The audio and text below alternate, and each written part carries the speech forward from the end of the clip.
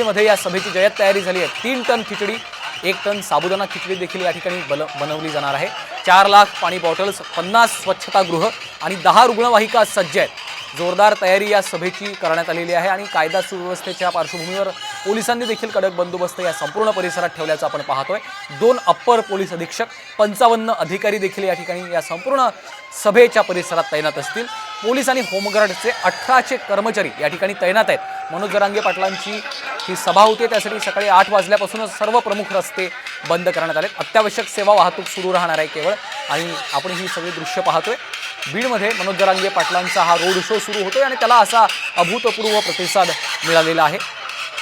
जवळपास 100 एकरवर ही सभा पार पडणार आहे। 30 एकर जागेवर पार्किंगची व्यवस्था करण्यात आलेली आहे। 200 JCBच्या माध्यमातून मनोज जरांगेंवर पुष्पवृष्टी केली जाते आणि 3 टन खिचडी तसंच 1 टन साबुदाणा खिचडी देखील बनवली जाणार आहे। बीडमधल्या या सभेची जय्यत तयारी करण्यात आली आहे। ही सगळी थेट दृश्य आपण पाहतोय। बीडमध्ये जरांगेंचा रोड शो सुरू आहे आणि आज होणाऱ्या इशारा सभेकडे सगळ्यांचं लक्ष लागलेलं आहे, कारण जरांगेंनी 24 डिसेंबरची डेडलाईन दिलेली असताना मनोज जरांगे नेमका आज काय बोलतात हे पाहणं देखील महत्त्वाचं असणार आहे। माधव सावरगावे या रॅलीतून, या रोड शो मधून आपल्यासोबत थेट जोडले गेलेले आहेत। माधव, आपण पाहतोय बीडमधल्या या इशारा सभेची आधीपासूनच चर्चा होती, कारण आपण पाहतोय बीडमध्ये संपूर्ण मराठा आरक्षणाचे तीव्र पडसाद उमटले होते। तिथे झालेली जाळपोळ असू देत, त्यानंतर संपूर्ण प्रकरण गाजलं आणि बीड अचानक चर्चेत आलं। त्यानंतर आज इशारा सभा घेण्यासाठी देखील जरांगे पाटलांनी बीडचीच निवड केलेली आहे। काय सांगा?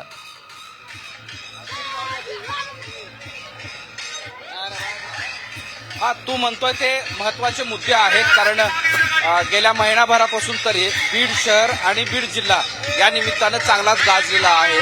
सोबतच जे आंदोलन अंतरवलीमध्ये झालं होतं त्या सुरुवातीपासूनच बीड जिल्ह्यातील गेवराई असेल किंवा या परिसरातील लोकांचा मोठा प्रतिसाद या रॅलीला किंवा त्यांच्या आंदोलनाला मिळालेला होता आणि त्या दृष्टीनं आज हे ठिकाण महत्त्वाचं मानलं जात आहे, कारण या प्रत्येक आंदोलनामध्ये, मराठा समाजाच्या प्रत्येक आंदोलनामध्ये इथला मराठा अत्यंत उत्स्फूर्त पद्धतीनं सहभागी होत असतो आणि ते आज सुद्धा दिसलेलं होतं। यापूर्वी ज्या सभा झाल्या आहेत किंवा आंदोलनं झाले आहेत त्या आंदोलनांमध्ये सुद्धा बीड जिल्ह्यातील लोकांचा सहभाग होता। हा एक महत्त्वाचा मुद्दा आहे।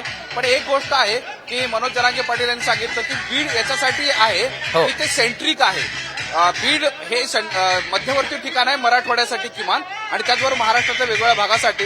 बघा, आता बीडच्या इकडच्या बाजूला जर बघितलं, म्हणजे आपण पश्चिमेकडे जर गेलो तर संभाजीनगर आहे, पुढे जालना आहे, त्याचबरोबर नगर आहे, पुढे जळगाव सुद्धा जोडलेलं जातं, बुलढाणा जळगाव ते जवळ पडतं। त्याचबरोबर इकडच्या बाजूला हिंगोली, परभणी आहे, नांदेड आहे। समोर पूर्वेला जर गेलं तर लातूर आहे, परभणी आहे, उस्मानाबाद आहे।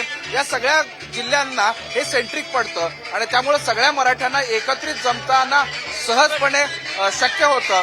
म्हणून बीड आपण जाहीर केलेलं आहे, बीडमध्ये सभा घेण्याचं जाहीर केलेलं आहे आणि सोबतच बीडच्या मराठ्यांची इच्छा होती की बीडमध्ये इशारा सभा घ्यावी, ज्या इशारा सभेतून महाराष्ट्राला ते सांगू शकतात। आणि त्यामुळे हे कारण जरी असलं तरी तू एक तेही महत्वाचं आहे आणि दुसरं याही गोष्ट महत्वाची आहे की एक सेंट्रिक पडतं। पण सगळ्यात महत्वाचा मुद्दा की या स्थळापेक्षा इथं झालेली जी अभूतपूर्व गर्दी आहे ती केवळ गर्दी बीड शहर किंवा बीड जिल्ह्यातली नाही, तर महाराष्ट्रातल्या वेगळ्या भागातून आलेले लोक आहेत।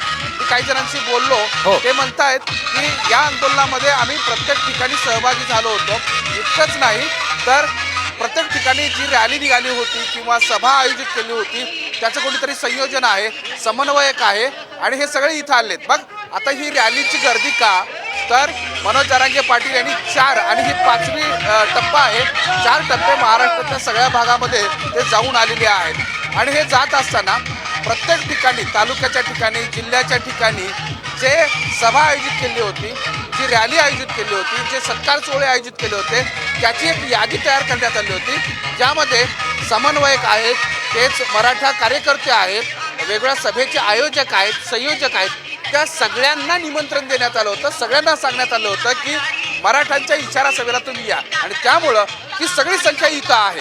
म्हणजे या संख्येमध्ये आपण जर बघितलं तर महाराष्ट्रातल्या वेगवेगळ्या भागामधले जे संयोजक, समन्वयक आहेत तेच मोठ्या संख्येनं आहेत आणि तळागाळातला मराठा, शेतकरी, कष्टकरी मराठा या आंदोलनामध्ये सहभागी झालेला आहे, म्हणजे या सभेसाठी सहभागी झाले आहे. त्यामुळे ही रॅलीमधली जी गर्दी आहे ती अभूतपूर्व गर्दी आहे आणि ही गर्दी यापूर्वी बीड शहरातल्या लोकांनी कधी पाहिली नसेल. कारण बीड नेहमीच राजकीय दृष्ट्या सेन्सिटिव्ह शहर राहिलेलं आहे, सामाजिक दृष्ट्या सुद्धा हे शहर सेन्सिटिव्ह राहिलेलं आहे. पण यापूर्वी अनेकदा मी सुद्धा वेगवेगळे रॅलीज कव्हर केलेल्या आहेत, मग ते पॉलिटिकल रॅलीज असो किंवा वेगवेगळे सोशल ऍक्टिव्हिटीज इथं झालेल्या आहेत. त्या काळातला त्या सगळ्या गोष्टीचा जर सारासार विचार करता तर ही हिस्टॉरिकल आहे, ऐतिहासिक आहे आणि यापूर्वी कधी झाली नव्हती आणि या वेळेस ही जी झाली आहे ती अभूतपूर्व आहे असं म्हणायला हरकत नाही. तसं चित्र दिसतं आहे.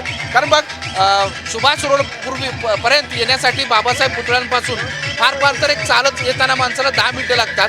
पण बाबासाहेबांच्या पुतळ्यापासून ते सुभाष रोड संपेपर्यंत म्हणजे जो निश्चितच माधव, ज्या पद्धतीने तुम्ही सांगताय की अभूतपूर्व अशी ही संपूर्ण गर्दी आहे आणि त्यामुळे इशारा सभेमध्ये नेमकं जरांगे पाटील काय बोलतात हे पाहणं महत्वाचं आहे. या सगळ्याच्या अपडेट्स तुमच्याकडनं घेणार आहोत तुर्तास. धन्यवाद या सगळ्या सविस्तर माहितीसाठी.